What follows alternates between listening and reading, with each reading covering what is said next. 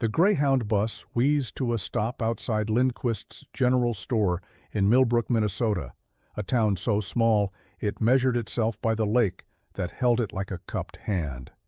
Dorothy Halverson gathered her brown leather suitcase from the overhead rack, her fingers lingering on the brass clasps worn smooth by decades of travel she had never taken. 2 years. It had been 2 years since she'd set foot in this town. 2 years since Harold had closed the cabin door for the last time on a crisp October morning, not knowing it would be the last time, not knowing that 3 months later he would be gone, his heart simply stopping one evening as he sat reading the newspaper in their apartment in Minneapolis. The bus driver helped her down the steps with a polite nod, and Dorothy stood on the sidewalk breathing air that tasted of pine and water and memory, her dusty blue wool coat already feeling too warm, though the September afternoon was turning cool. She was a slight woman, her silver-gray hair pinned back in a low, neat bun, her face lined but calm, her gray-blue eyes taking in the familiar storefronts that had hardly changed in 40 years. The pharmacy with its green awning, the diner with its red leather booths visible through the window, the hardware store where Harold used to spend an hour just talking about wood grain and joinery. The moment she stepped into Lindquist's, the bell above the door chiming softly, she heard a familiar voice call out her name. "Dorothy Halverson, as I live and breathe, come here, you." Agnes Lindquist emerged from behind the counter, her short white curled hair bobbing as she moved, her weathered face breaking into a smile that made her brown eyes crinkle at the corners. Agnes was older than Dorothy by 5 years, but she moved with the kind of energy that age had never managed to slow. She wore a faded green knitted cardigan over a flowered cotton dress, and she wrapped Dorothy in an embrace that smelled of soap and lavender and genuine affection. "I got your postcard," Agnes said, pulling back to look at her friend. "Silly thing, a postcard. You should have called. I could have picked you up in Bemidji." Dorothy managed a small smile. She set down her suitcase carefully, as if it contained something fragile. "I didn't want to impose. The bus was fine." But it wasn't really true. The bus had been crowded and loud, and the 3-hour journey from the Twin Cities had given her far too much time to think about what she would find when she got here, what state the cabin would be in, whether she had made a terrible mistake in coming back. Agnes studied her with the kind of perceptiveness that came from 60 years of friendship. "Christine's been in here asking about contractors, development people, very keen on that land of yours." There was a question in her voice, carefully posed, but unmistakable. Dorothy picked up her suitcase again, needing something to hold on to. "She wants me to sell it. She says it's worthless, that I'm wasting money on property taxes for a building that can't be salvaged." Agnes made a small dismissive sound and linked her arm through Dorothy's elbow, steering her toward the door. "Come on, let me drive you out. I'll put the close sign up. Nobody comes in after 3 o'clock anyway, not in September." The drive out to the cabin took 15 minutes on the narrow 2-lane highway that curved through dense pine forest. Agnes kept up a steady stream of talk, the weather, who in town had married or died or moved away, inconsequential things that filled the silence and gave Dorothy space to prepare herself. But there was no amount of preparation that could have steadied her heart when Agnes turned onto the narrow gravel road that led down to the water, and Dorothy saw the cabin emerge between the birch trees like something from a dream she was only half remembering. It was smaller than she remembered, or perhaps she had simply grown older and proportions had shifted. The white paint was peeling in long curls from the boards, the green shutters had faded to a dull gray-green, and the front porch sagged slightly under the weight of 2 years of Minnesota winters. But the structure was still sound, the roof didn't leak, or at least she didn't see signs of major damage, and the stone chimney rose from the peak with the kind of permanence that spoke of careful building. Agnes pulled the car into the overgrown gravel clearing in front of the cabin and turned off the engine. For a moment, neither of them spoke. The sounds of the lake filled the silence, the soft lapping of water against the shore, the calls of late-season loons, the wind moving through the pine needles. "Harold loved this place," Agnes said quietly. "I know," Dorothy replied, and the words came out more tightly than she intended. "I know he did." She opened the car door and stepped out, her leather boots crunching on the gravel. The air was clean and sharp, filled with the smell of pine sap and wet earth, and the fading green smell of late summer turning toward autumn. Somewhere in the trees behind the cabin, a bird was calling, a jeer, jeer, jeer sound that Dorothy remembered from childhood summers. She walked toward the porch, and Agnes followed, carrying her suitcase.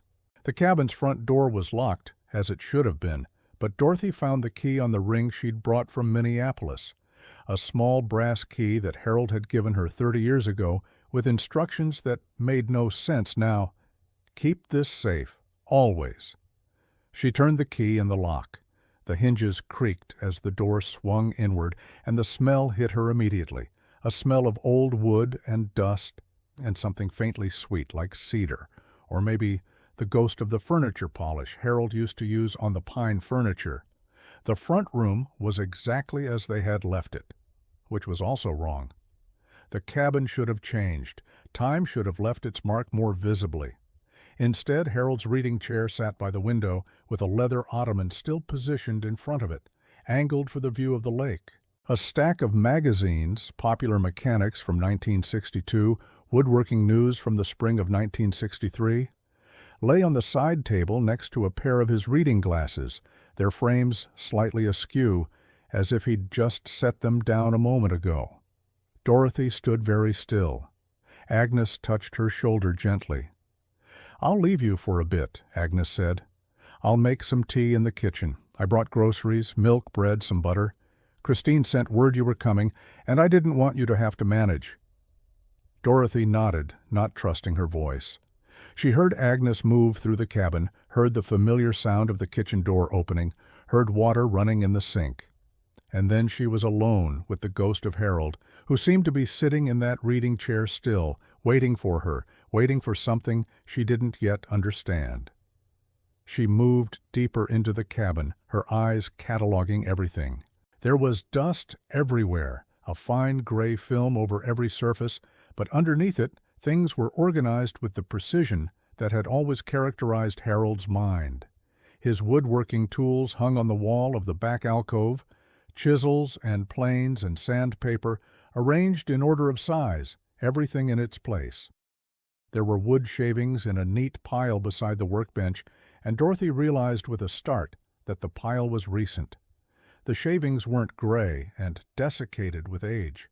They were fresh, golden, as if Harold had been working here weeks ago instead of years. She touched them, and they crumbled between her fingers. Beside the workbench, on a shelf, was a receipt. She picked it up carefully.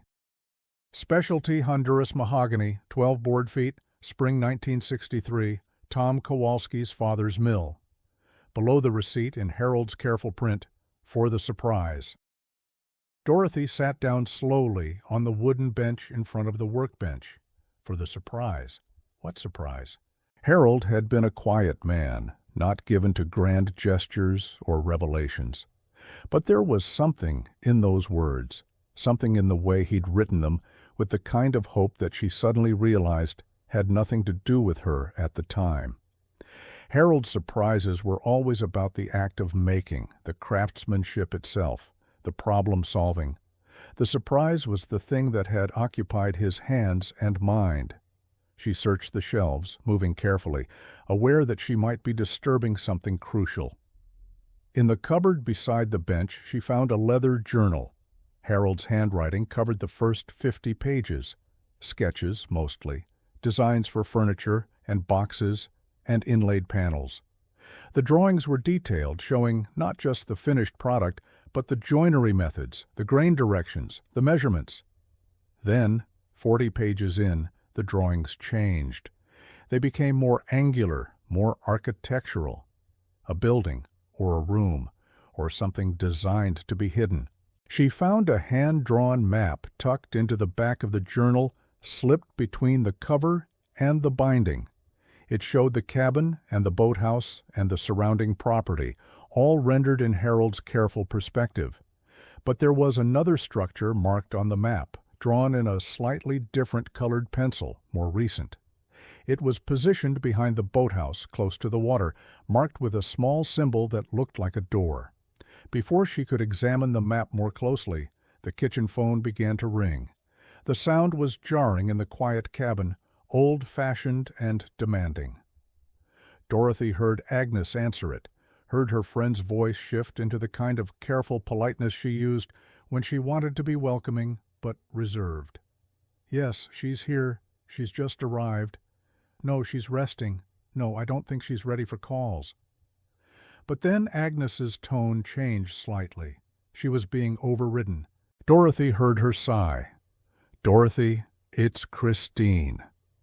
Dorothy rose slowly, the map still in her hand, and walked to the phone on the wall. The kitchen smelled like tea. Agnes had brewed a pot, and through the window above the sink she could see the glint of the lake between the trees, and beyond that, the dark shape of the boathouse.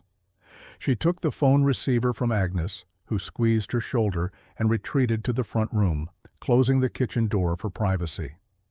"Hello, Christine," Dorothy said. Her voice sounded smaller than she wanted it to. "Mother, I'm glad you finally decided to be reasonable." Christine's voice had that sharp edge it always acquired when she was managing something, a tone that suggested patience was being extended like a gift that could be withdrawn at any moment. "I've had the developers look at the property. The land is actually worth more than I estimated. With the cabin torn down, you could get $30,000. $30,000, Mother. That's a significant amount of money, especially for someone in your situation." "My situation," Dorothy repeated. "Yes, Mother. Alone, without income. That cabin is a burden you don't need. Harold's dead. There's nothing for you here." The words landed like stones dropped into still water, sending out ripples. Dorothy leaned against the counter, feeling the edge bite into her lower back. "I'm not ready to sell, Christine." "You're being sentimental and foolish." Christine's voice rose slightly, taking on that note of exasperation that Dorothy had learned to expect whenever she resisted her daughter's plans. "I've already had preliminary papers drawn up. The developer is ready to move quickly. Prices for lake property like this won't stay favorable. You're making a mistake, Mother, a serious mistake." "Perhaps," Dorothy said quietly, "but it's my mistake to make." There was a pause. She could hear Christine breathing, could imagine her daughter sitting at her expensive desk in her expensive office in Minneapolis, fingers tapping a pen against the polished wood surface, jaw clenched. "I'm coming up there this weekend. We're going to settle this. The developer is coming with me. You can either sign the papers, or I'll have to speak with a lawyer about getting power of attorney. Do you understand? This isn't a conversation, Mother. This is a decision." The phone went dead. Christine had hung up. Dorothy stood holding the receiver, listening to the dial tone, feeling something crystallize inside her. She had always been the kind of woman who bent, who compromised, who let other people's certainties override her own small doubts. 50 years of marriage to a quiet man had taught her the value of stillness and acceptance. But something in those last words, "This is a decision," had hardened something in her that had gone soft with age and grief. She set the receiver back in its cradle and turned to look out the kitchen window. The boathouse was in full view now, looking small and weathered, its paint faded to a pale gray, its dock listing slightly to one side. And there, on the boathouse door, hung a padlock. Not an old padlock, not the simple mechanism that had been there for decades. A new padlock, sturdy and dark with fresh grease, the kind of lock that was meant to keep something secure, to keep something hidden. Dorothy's hand found the map again, crumpled slightly in her palm. Behind the boathouse, Harold's map said. Another building, another secret. She walked to the sink and set the map down, spreading it flat. The second structure was clearly marked, clearly intentional, and beside it, in Harold's handwriting, was a single word: workshop. It was a word that meant everything and nothing. It was Harold saying goodbye. It was Harold saying there was more. Agnes appeared in the doorway, 2 cups of tea steaming in her weathered hands. "Was that Christine?" she asked gently. "Yes," Dorothy said. She folded the map carefully and slipped it back into the journal. "She's coming this weekend with a developer to take the property. She wants me to sign away the cabin." Agnes set the teacups down on the table and sat heavily in one of the kitchen chairs. "What did you tell her?" I said no. The words felt strange on Dorothy's tongue, as if she were speaking in a language she'd learned but never practiced. Strange, and also true, and also terrifying. Agnes smiled, a small, sad smile that suggested she understood exactly how much courage it took for Dorothy to say no to her daughter. Outside, the sun was beginning to set, painting the lake in shades of orange and red. The boathouse stood dark against the light, that new padlock a question mark against the fading day. Dorothy picked up her tea and wrapped her hands around the warm cup. "I need to find out what Harold was protecting," she said quietly. "Before Christine comes, before the developer comes, I need to know what he kept from me." Dorothy stood in the musty cabin kitchen, turning Harold's old key ring over in her weathered hands. She'd found it tucked in the desk drawer that morning, behind a stack of old fishing magazines. The metal was cool, heavy with purpose. 43 years of accumulated keys, house keys, truck keys, a small brass key she didn't recognize. Her fingers traced each one, searching for meaning in objects that suddenly felt like they held secrets.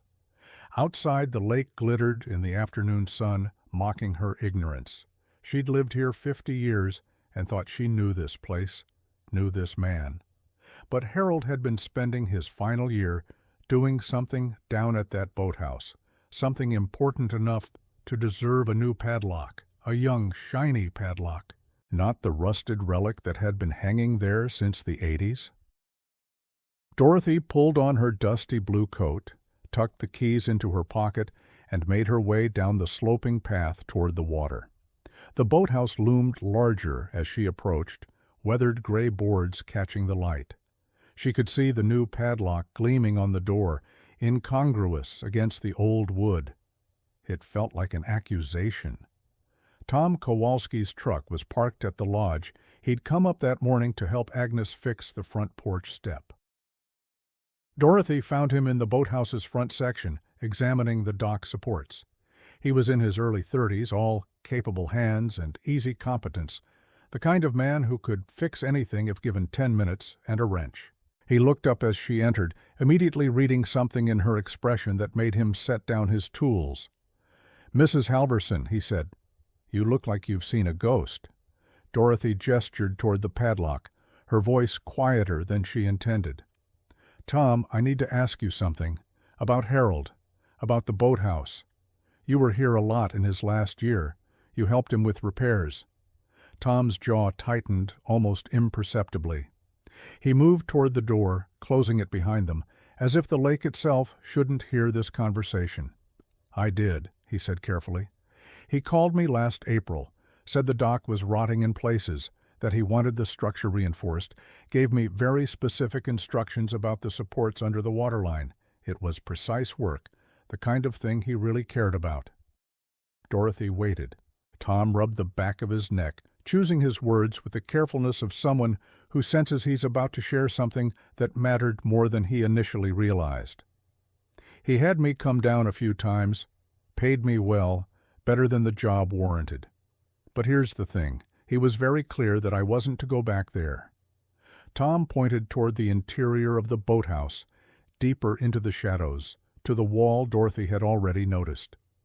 Behind that wall, the newer wall that... He stopped, as if catching himself, as if the weight of the secret was suddenly too present. Dorothy's heart had begun to beat faster. "That what, Tom?" "That he built," Tom finished quietly. "I don't know what's back there. I never saw. He was very private about it, Mrs. Halverson.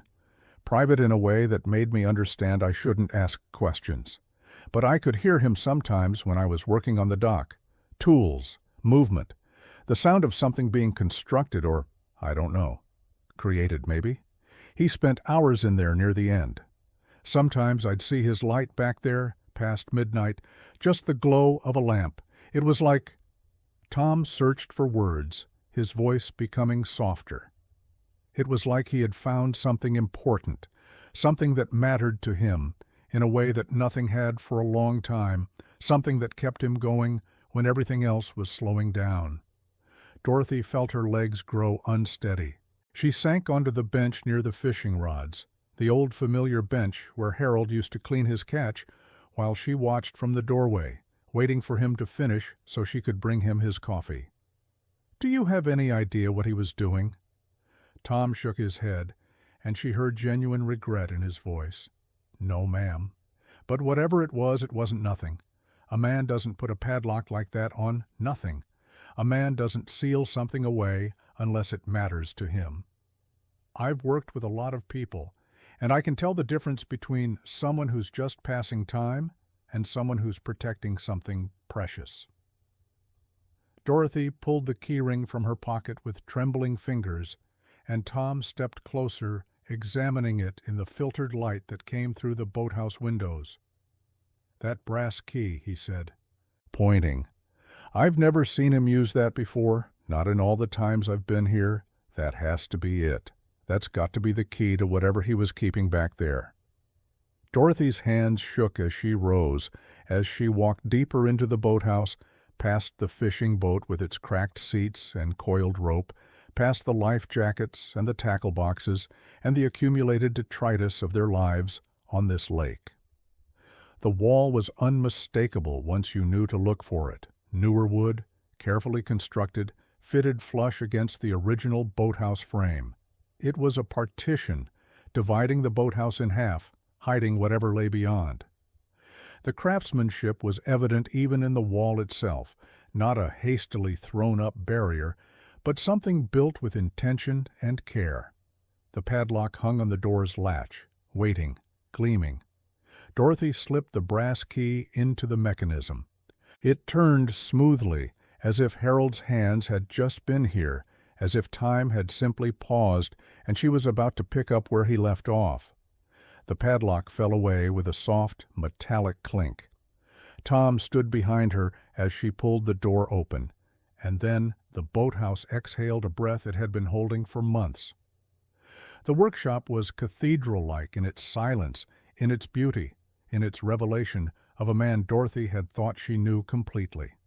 Sunlight poured through 3 carefully positioned skylights that Harold must have cut into the boathouse roof himself, planned and executed without her knowledge, without her witnessing a single moment of the work.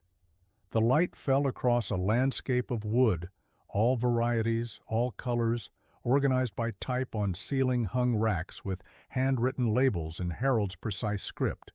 Cherry, walnut, oak, birch, maple, exotic woods she had no names for, each piece stored horizontally, protected, waiting. There were workbenches, 3 of them, each hand-built from reclaimed wood, each a work of art in itself, with precisely organized tool racks and carefully labeled drawers. Drawers pulled open to reveal tool upon tool, each one clean, oiled, maintained with the kind of devotion most people reserved for their families. The tools were immaculate. Hand chisels arranged by width and angle, the handles worn smooth by decades of use, some inherited from his father likely, some collected over years of patient accumulation. Japanese saws hung from wall pegs, their toothed blades still sharp. Specialty planes, marking gauges, calipers, measuring devices, many of them vintage, clearly collected over years of searching, the implements of a craftsman who knew exactly what he needed. There was a wood-burning stove in the corner, its chimney carefully angled upward through the roof, its interior lined with old sketches and design drawings. Beside it was a leather armchair, old but well-maintained, with a reading lamp that cast a circle of warm light. On every surface, on shelves built into the walls, on display stands made of dark walnut, were the creations, the sculptures, dozens of them. A figure of a woman in mid-stride, her coat billowing behind her, her face turned toward something unseen, something beyond this room, beyond this life.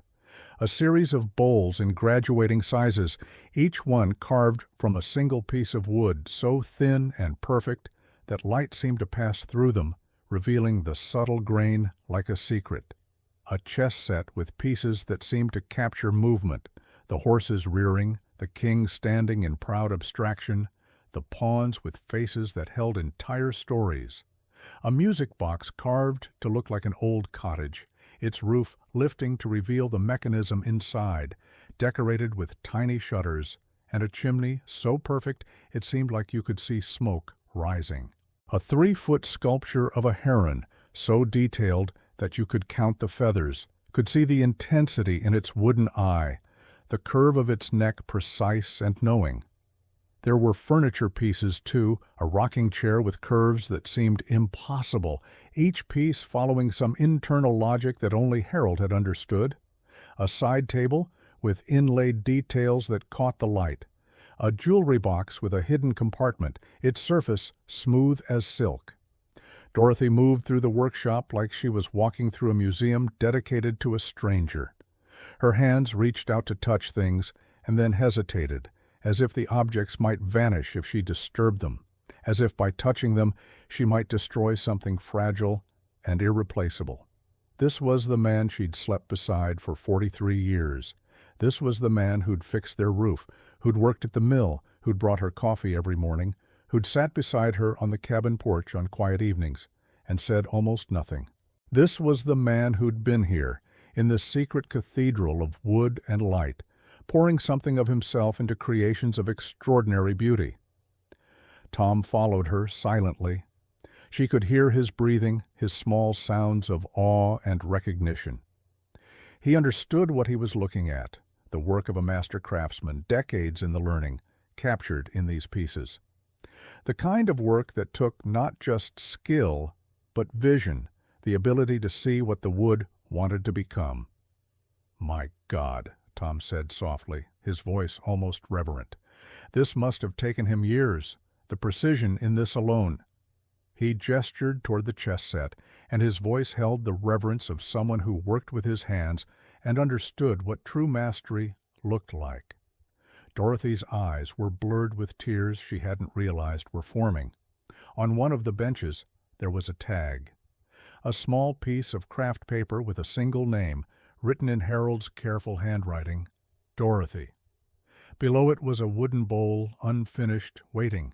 It was made from walnut, dark and rich as chocolate, and the interior had been carved with an intricate pattern, the shoreline of their lake, recognizable, specific, exact. Every cove, every inlet, the small rocks that jutted out from the water near the cabin, all of it captured with meticulous care. The outer edge bore an inscription, not quite complete. "For the woman who stayed." She couldn't breathe. The words seemed to reach across months, across the silence that had followed his death, and touch something fundamental in her. For the woman who stayed. Stay. What a simple word. What an impossible weight it carried. All the ordinary mornings, all the uncomplaining dinners, all the nights she had remained when she could have left, when Christine had certainly wanted her to leave, had begged her to leave and find some new life, when the easier path would have been to go. She had stayed, and Harold had known, Harold had cared. Harold had been down here in the quiet light, working with his hands, creating beauty, thinking of her, thinking of the woman who stayed. Tom touched her arm gently. "Mrs. Halverson," he began, but whatever he was about to say was interrupted by a sound from the front of the boathouse. A car door, multiple car doors, slamming, a woman's voice, sharp and authoritative, carrying across the water. Christine. The sound jolted Dorothy back into her body, into the present moment, into the terrible knowledge that this sanctuary was about to be invaded. She stepped toward the open door and saw them arriving at the boathouse entrance. Christine in her pressed linen dress and expensive sunglasses, her phone already in hand, already there without being fully present. And beside her, a man in his 50s, tanned and confident, dressed in business casual that screamed developer's certainty. Dale Prescott. Dorothy recognized him from Christine's descriptions. She'd mentioned bringing someone to assess the property, someone who was very interested in the lake access, the buildable acreage, the potential. The word had landed wrong when Christine said it. Potential. As though what was here now had no value, was just waiting to be replaced with something more profitable. Christine's voice was already dismissive as she gestured toward the boathouse. "It's all got to go, of course," she was saying to Dale. "The whole structure is it's deteriorating. Nobody uses it. It's an eyesore, really. The water access is the valuable part. Once we tear this down and the cabin, you'll have a beautiful cleared lot to work with. Room for 3, maybe 4 homes, depending on the survey. Right on the water. Prime development land."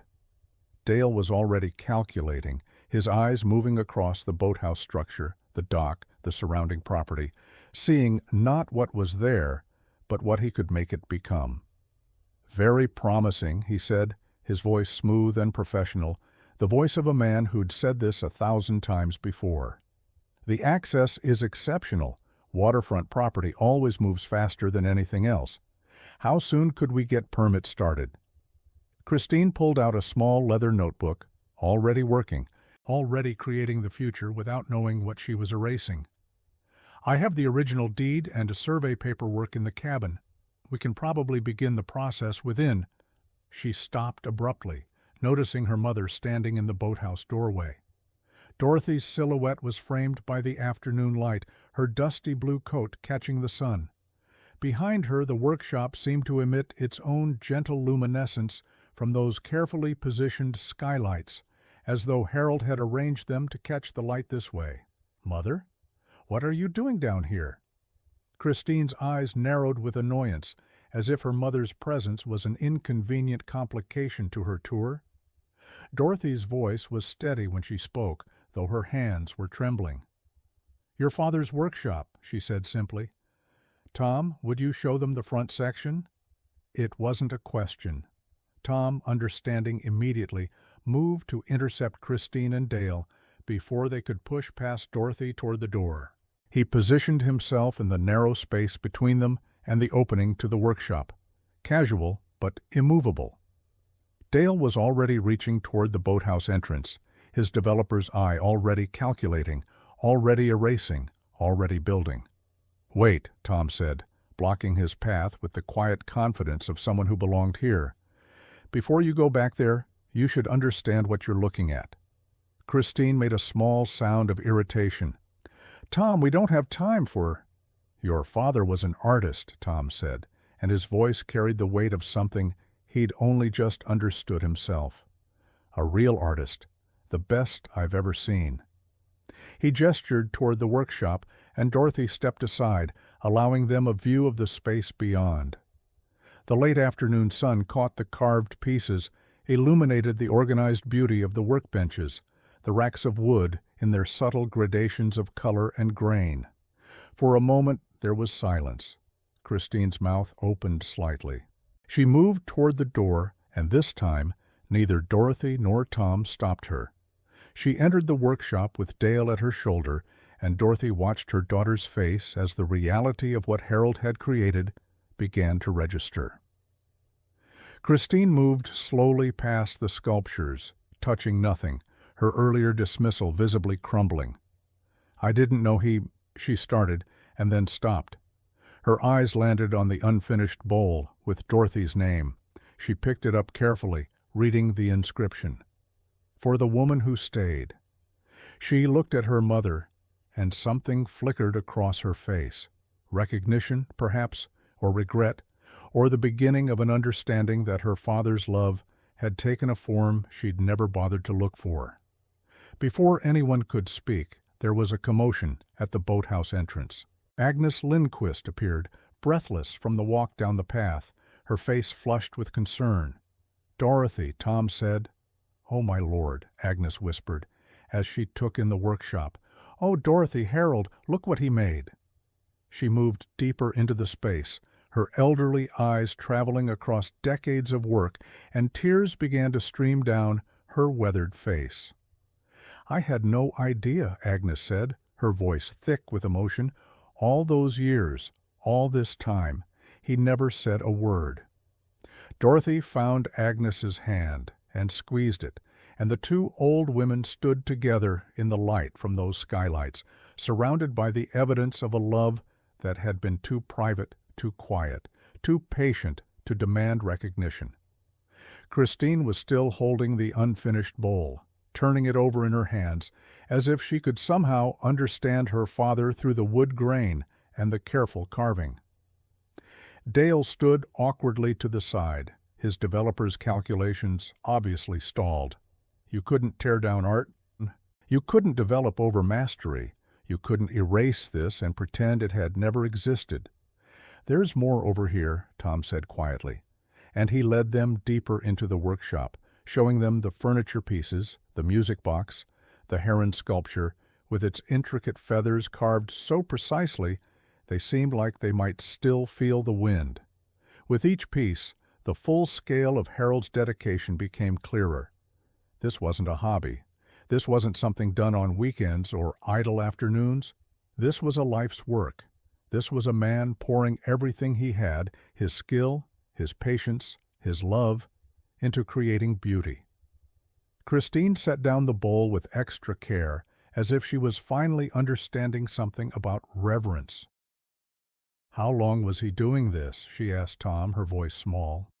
"I don't know exactly," Tom said, "but based on the collection, I'd guess at least 20 years, maybe longer. Maybe since before I started working around here. 20 years. 2 decades of this. While Christine was building her life in the city, getting married, getting divorced, making her property development plans, her father had been here in this boathouse, teaching his hands to see differently, learning the language of wood, creating a world that existed entirely separate from the family that had no idea who he was becoming. Dorothy looked at the unfinished bowl again, for the woman who stayed, and she understood in that moment that Harold's love had never been a question. It had been a given, a constant, something so fundamental that it didn't need words. He'd been down here saying it with his hands, with his focus, with the precision of his carving. He'd been down here creating a gift that would outlast him, a testament to patience and devotion, and the kind of beauty that only emerges when a person is allowed to pursue what truly matters. Outside, the lake continued its endless shifting. The sun moved across the sky, indifferent to human purposes. The world pressed forward with its demands and its deadlines and its development plans. But in the workshop, surrounded by the work of a man who had loved her enough to create monuments of walnut and cherry and maple, Dorothy felt the ground shift beneath her feet. Everything she thought she knew was suddenly incomplete. Everything she thought mattered was being quietly revised. And as Agnes squeezed her hand, and Tom moved silently through the space, and Christine stood holding her father's unfinished gift, Dorothy understood that this was the moment where everything changed, not because of what was discovered, but because of what was finally, after 50 years, truly seen. Harold was here. Harold had always been here, not the man who brought her coffee or fixed the roof or worked at the mill, but this man, this creator, this artist, this keeper of beauty. This man had been here all along, loving her in a language made of wood and light and decades of patient work. Edith Marlowe stood at the threshold of the sealed room, her breath held in the cool darkness beyond the broken pantry wall. The air that emerged was neither stale nor sour, but clear and faintly mineral, as though the space had been sealed so completely that even time had been kept at bay.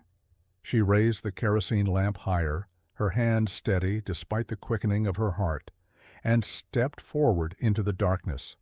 What she found there stopped her entirely. The room stretched deeper than she had imagined from the pantry side, a long, narrow chamber that must have run nearly the full length of the cabin's eastern wall. And it was not empty. It was, instead, full of the ordered presence of work, purposeful, meticulous, unfinished work. The lamplight fell across surfaces that seemed to hold the warmth of careful attention. Along the far wall ran a workbench of considerable length, built from what appeared to be cherry or walnut, its top darkened with decades of oil and use, its edges worn rounded from the press of a man's hands. The wood grain still showed the original hand-finishing, subtle curves where the plane had moved across the surface. The bench was not cluttered, but arranged with the precision of a man who understood that a tool found quickly was a tool ready to do its job, a tool that did not need to be searched for in moments of creative intensity. Above the bench, mounted on pegged rails, hung rows of carving tools, gouges and chisels, and knives of every conceivable width and angle, their handles worn smooth by Walter Marlowe's hands, dark with the patina of decades, their steel edges polished to a soft shine and oiled carefully, as though they might be needed tomorrow. Beneath the rails, a series of drawers with small brass label plates caught the lamplight. Edith moved closer and read the labels, each in her husband's precise printed script: spring chisels, finishing gouges, inlay pieces, veneer stock, turned handles, burins, and burling tools. The knowledge of a lifetime, organized and preserved with a kind of quiet dignity that made her throat tighten. She opened one drawer at random and found chisels arranged by width, each one nested in a cloth sleeve, each one waiting. She opened another and found fragments of wood, inlay pieces of ash and holly and rosewood, sorted by color and grain, collected across years of work. The knowledge of a lifetime, organized with the care of a man who knew that order was a form of love. Opposite the workbench, a wooden lathe stood on a turned base, an antique hand-cranked model that must have been 40 or 50 years old when Walter had acquired it. Its mechanisms were clean and slightly oiled, the brass fittings burnished to a soft gold. Beside it lay several blocks of wood and a collection of partially finished pieces. A chair leg turned to lace-like thinness with spiraling flutes. A newel post carved with spiraling vines and small grape clusters, a simple bowl that caught the light in its grain and seemed to glow from within, as though the wood itself were luminous. On a separate stand, elevated to eye level as though it were a sacred object, sat a wooden half-model of a boat, exquisitely detailed. The hull was varnished to honey-colored perfection, the wood chosen for its grain, which swirled like waves across the curved surface. The deck was inlaid with contrasting wood, tiny railings carved by hand, with joints so precise that they barely showed seams, a minuscule anchor chain looped around brass fittings no larger than a fingernail. The attention required to complete such a piece seemed to speak across the years. Edith reached out but did not touch it, understanding that this object had required weeks of work, possibly months, and deserved a reverence she could only express through restraint. Along the northern wall, more treasures emerged as her eyes adjusted. A violin sat on a wooden rest, its body a deep amber beneath the lamp glow, its strings strung but not yet fully tuned. The bridge was in place and a cloth lay nearby, as though Walter had set the work aside, intending to return to it before long.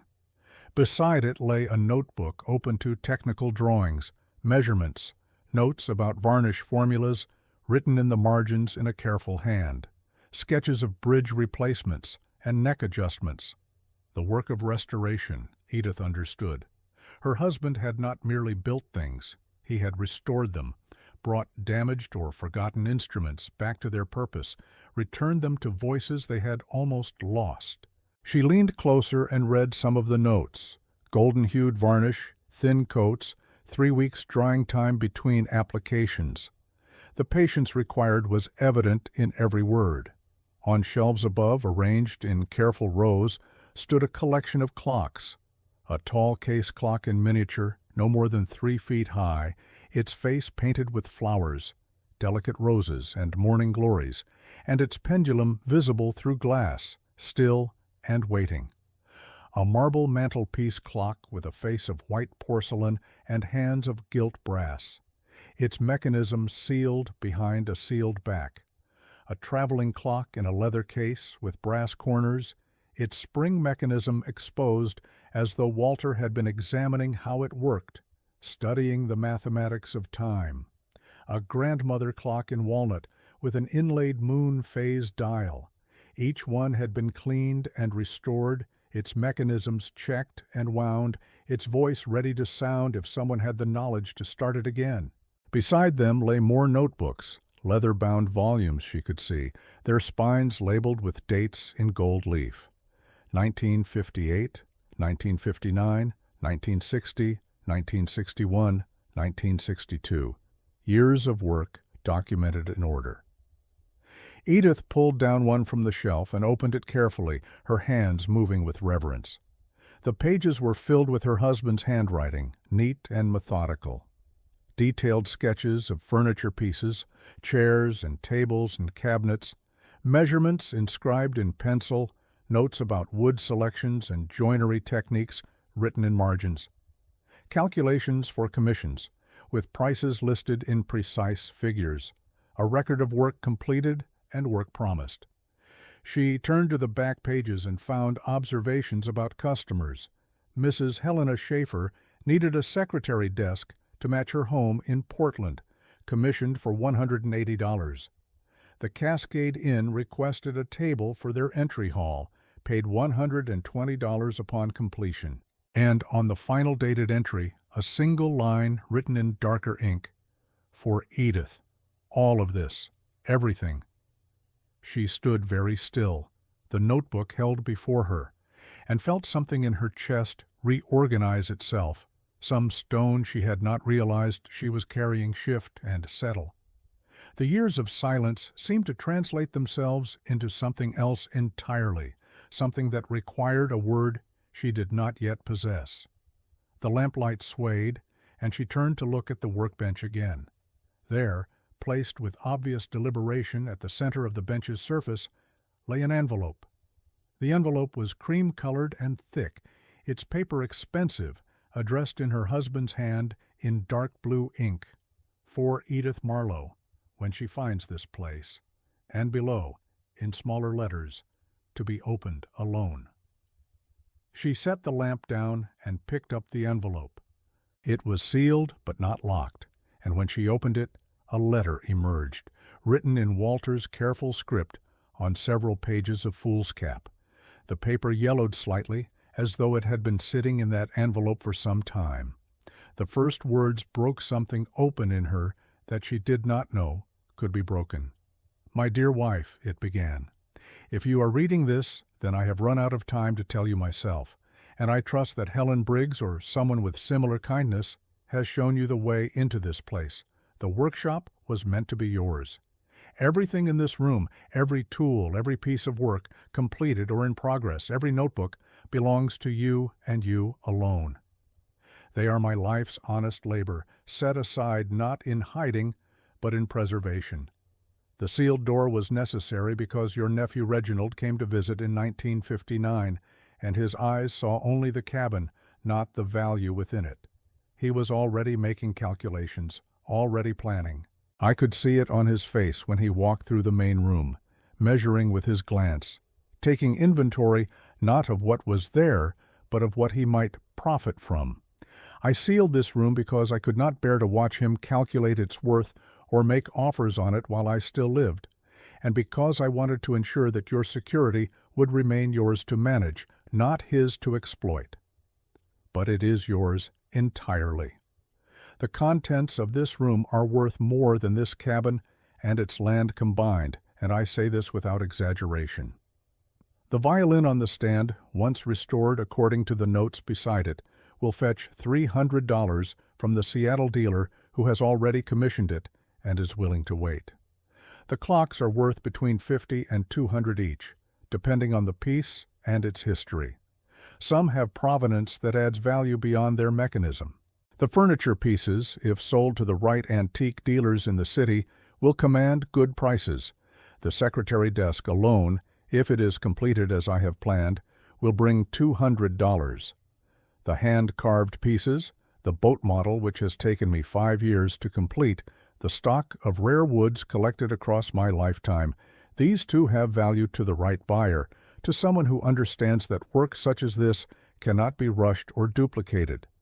But there is more than money here, and I hope you will not sell everything at once. Some of these pieces deserve to remain whole, in a home, where they can be used and looked upon and touched by hands that will understand what went into them. The leather-bound notebooks contain the designs and specifications for every commission I have received in the past 15 years. They also contain sketches of pieces I dreamed of making but never did, pieces I hope another craftsman might one day bring to completion. There is knowledge here that might be valuable to a student or an apprentice, and there is wisdom in the margins that could only come from years of work and careful observation. If you find yourself without resources, you will not be without means. There is also a strong box beneath the loose floorboard at the northwest corner of the workshop. In it, you will find the accumulated savings I have set aside across the years, approximately $370, kept out of circulation and saved deliberately for you. You have never been a burden to me, my dear Edith. You have never been anything but a comfort, a presence that made the long hours in this workshop feel less lonely, even when you were not physically present. It is my privilege to provide for you beyond my lifetime, to ensure that you are never at the mercy of anyone's judgment or contempt. Trust Helen Briggs with your secrets and your decisions. She has always been a woman of genuine kindness and integrity. Do not trust Reginald. He has always seen people as transactions to be managed, as assets to be calculated and liquidated. You are worth far more than he will ever understand, far more than he could calculate if he devoted his entire life to it. I remain in this workshop and in the work that surrounds you, yours in devotion and in work, Walter. Edith read the letter twice before folding it carefully and returning it to the envelope. Her hands were trembling as she held it, and she sat down on a wooden stool near the workbench, needing to settle herself, needing to let the words reorganize her understanding of the past, of Walter, of herself. She stood in the center of the workshop, surrounded by the accumulated evidence of her husband's skill and foresight and deliberate care, and felt the shape of her remaining years alter in the lamplight. The sealed room, which should have felt like a hiding place, instead felt like a gift, a locked door that opened inward toward everything she had needed to know, but had never had the words to ask. The next morning, after she had sat with the letter for hours and read it 3 times more, she walked to Helen Briggs's house and found her working in her garden bed, preparing the soil for spring bulbs. The morning was cold, and Helen's hands were red from the earth and the chill.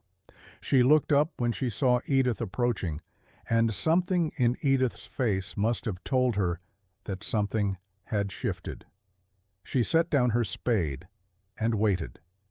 Edith told Helen everything: the wall in the pantry, the sealed room, the workshop that Walter had built and maintained in secret, the letter, the revelation of work and value, and deliberate provision. Helen listened without interrupting, her face moving through expressions of wonder, and then something deeper, something like vindication by proxy. When Edith finished speaking, Helen set down her trowel and took off her gardening gloves. "Come," she said, "let me see this place." Together they walked back to the cabin through the mountain morning, and Edith lit the lamp and led her neighbor through the broken pantry wall into the sealed room. Helen stood in silence for a long time, looking at each section of the workshop, the bench with its careful arrangement of tools, the lathe, the carving pieces, the boat model catching the lamplight in its varnished hull. She moved slowly from one object to the next, examining but not touching, understanding the reverence required. Finally she spoke, and her voice was steady and certain. "Your husband was an artist," she said, "not just a tradesman, an artist. I knew he was skilled. I have lived here for 15 years and seen him working, seen the pieces he made. But this is the work of a man who understood beauty and devoted his life to it." Edith nodded, and the tears came then, quiet and steady. Not tears of grief, but of recognition. She had known it too, though the cabin had been small and his work had never been displayed in galleries or shown in newspapers, never been praised by anyone except the occasional customer from down the mountain who commissioned a piece and understood, in that moment of paying for it, what they had received. That afternoon, after Helen had left to return to her garden, and Edith had sat alone in the workshop for an hour more, simply being present with the objects and the knowledge they contained, she asked Helen to invite Caleb from the store to the cabin. She had known Caleb since he was a boy of 7 or 8, and he had grown into an honest and good-natured young man, someone who kept accounts with care and spoke the truth without embellishment. She needed witnesses, people who understood value and craft, people who could see what Walter had made and confirm its worth. When Caleb arrived the following afternoon, carrying the notebook he used for his inventory work, Edith showed him the workshop. He stood in the doorway for a long moment, as if gathering his composure, and then moved through the space with quiet attention. He spent 2 hours examining pieces, writing down descriptions in his notebook with meticulous care, making rough calculations of dimensions and materials, testing joints and examining finishes. When he finished, he looked at Edith with an expression she could not quite read, something between genuine pity for her years of obscurity and deep respect for what her husband had created. His eyes seemed to be recalculating something he thought he knew. "You should contact the Seattle dealers," he said finally, "not the small shops, the real ones, the ones that handle significant collections and have clientele with genuine means. They will send an appraiser up here, and that appraiser will tell you what this is worth in the market. They will also tell you who might be interested in specific pieces." 3 days later, on a clear autumn afternoon when the light was sharp and the sky had turned that deep blue that comes only in October, a man named Morris Ashford arrived from Seattle in a car that marked him as a person accustomed to money and good judgment. He was perhaps 50 years old, with wire-rimmed glasses and the careful movements of someone handling valuable things, someone for whom precision was a natural language. Edith and Helen watched as Morris Ashford moved through the workshop with methodical attention, examining each piece with the care of a man conducting a sacred survey. He photographed objects with a small camera, the flash making the workshop seem to brighten and dim in rhythm with his work. He measured dimensions and depths. He took extensive notes. He opened the leather-bound notebooks and studied the designs, asking Edith questions about her husband's training and his commissioning practices. He spent particular time with the violin, examining the work of restoration with an appraiser's eye, looking inside at the label through the sound hole, testing the bridge and the neck for alignment, examining the varnish for signs of age and authenticity.